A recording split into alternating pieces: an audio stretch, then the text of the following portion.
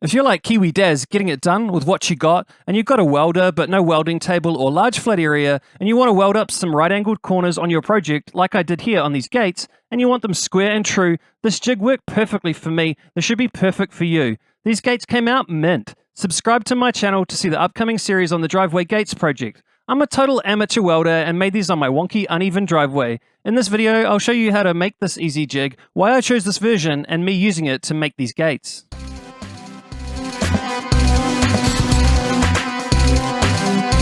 With Kiwi Dazz getting it done, eh? Thanks for tuning in. I'm Kiwi Dazz, and this jig that I'm going to show you is super simple to make, and I think it's the best right angle welding jig on the internet. This jig not only holds your two pieces of metal at 90 degrees, it also holds them flat and in plane due to its clever design. The jig can also be used for section sizes that are larger than or smaller than the section size that you make the jig with. First up in the video will be me making this jig and showing you how to make it, and then later on in the video I'll show you me using the jig so that you also get an idea of how it works. This jig was critical as my welding table is just a rough piece of metal that I got for free. It's not flat enough or big enough to tackle most of the projects I'm looking at. And thanks to the magic of the internet, ta-da, I've already made the jig. So the way the jig works, when you clamp metal to the outside of the jig, it stays square, true, and in plane because it's inside of the angles. And on the inside of the jig, it's sitting against the flat bar and against the back of the angle, which keeps it flat, square, and in plane. An added benefit of this jig is that you can clamp in both directions or both axes, which means that when you're welding your joint, it's much less likely to warp, which is a common problem. I'm all about getting it done with what you got, and I just foraged around in my scrap pile in the garage, and these are the pieces of metal that I came up with. Foraged? Rummaged. I rummaged around. So if you want to make a jig exactly like this, these are the dimensions of the metal that I used. I'm going to throw all those measurements up on the screen now in metric and imperial if you want to take a snapshot. These sizes are not critical, and you could upscale or downscale the size of this to suit your needs. I used reasonably thick sections of steel to make my jig. The reason for this was twofold. First, it's less likely to warp while I'm welding it together, and secondly, it's just less likely to get damaged if I drop it.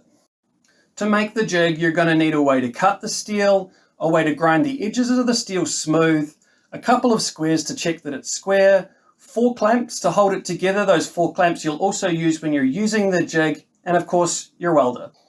So a couple things to note on the design of the jig. You can see here I left a gap of around 25 millimeters or an inch. Now the reason for that is that it gives you access to your pieces when they're clamped in there so that you can weld them. Another thing to note about the design, now I placed my metal bar here right at the top. That was a mistake in hindsight. I would have preferred to have located that top bar maybe 15 to 20 millimeters lower, which would also give you good access to the back of that joint for welding when you've got small pieces on the inside. While making the jig, check it multiple times for square, maybe even check it with another square. Clamp it all up, check that it's square, check it with another square, turn the square around, check it again. Once you've got it all clamped together and square, tack weld it first, and then check it square again before you weld it all off. Another important thing to note, make sure you put all your welds here on the back of this jig, because any welds on this side could interfere with your project pieces when you're clamping them in there. I'm a total amateur welder, I'm actually a total amateur metalworker in general, and I got this job done reasonably easy, so I reckon you can too. Let's get it done, eh?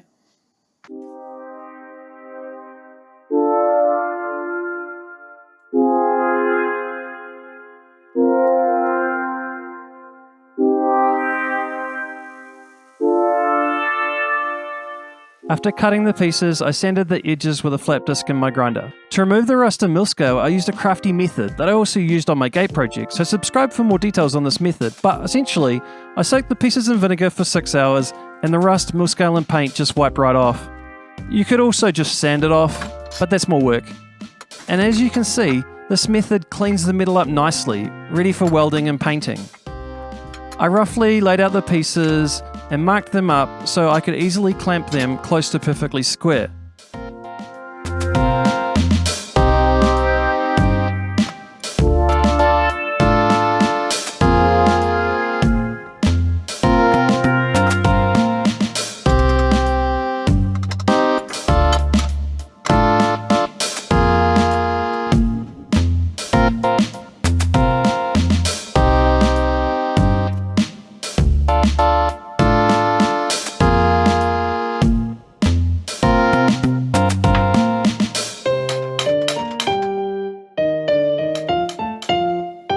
clamp it all up, check that it's square, check it with another square, turn the square around, check it again.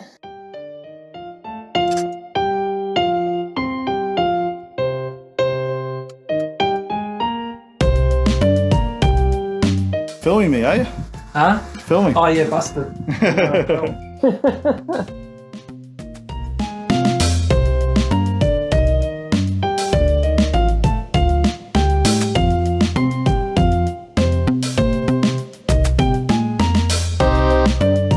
So I wasn't joking when I said I'm an amateur welder. I've tried a bunch of test welds on my piece of scrap metal, and I just couldn't get it looking how I knew it should.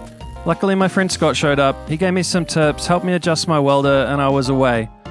Usually welders come with some numbers relating to your welder and what settings you should have for a certain thickness of metal. Mine just didn't come with that, but I managed to find some for a similar welder on the net, and that's just got me in the ballpark and made my life a lot easier now with welding.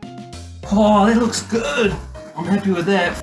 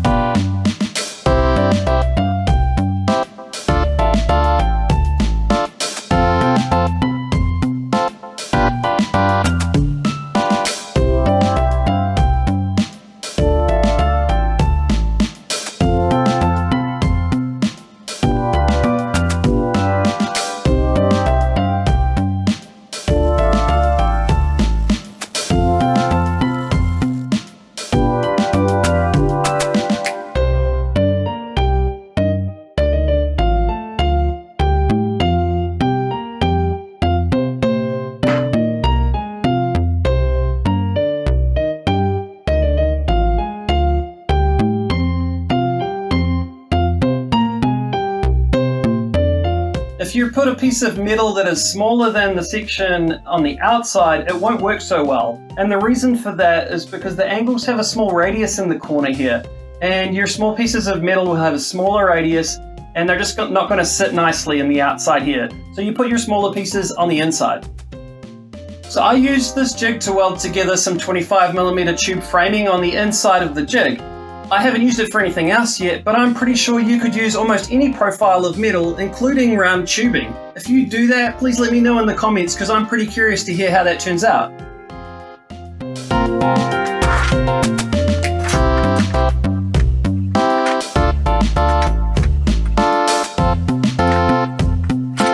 So the jig is really simple to use. You just place both pieces in the jig, and then you clamp it in both directions, in the X and Y axes.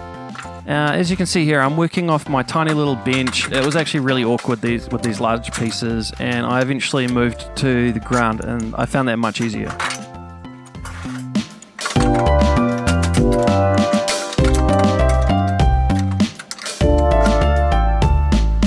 A common problem when welding is that as the weld cools, it shrinks, and this pulls on the surrounding metal. This can result in unwanted warping of your joint. The beauty of this jig is that the clamps hold the material solidly while welding, which will aid in resisting these shrinking forces. An added way to reduce any unwanted warpage is to weld the joint in the following sequence. Outside corner first, then inside corner, and then the sides simultaneously or one after the other in quick succession. This way, the shrinkage forces will be counteracting each other and your joints will remain square and true.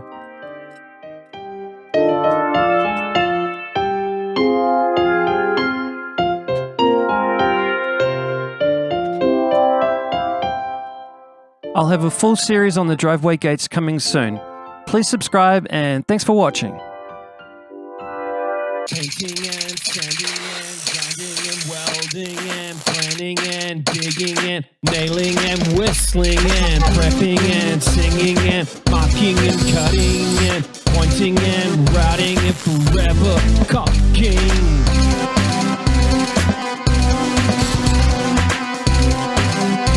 with Kiwi Dazz getting it done, eh?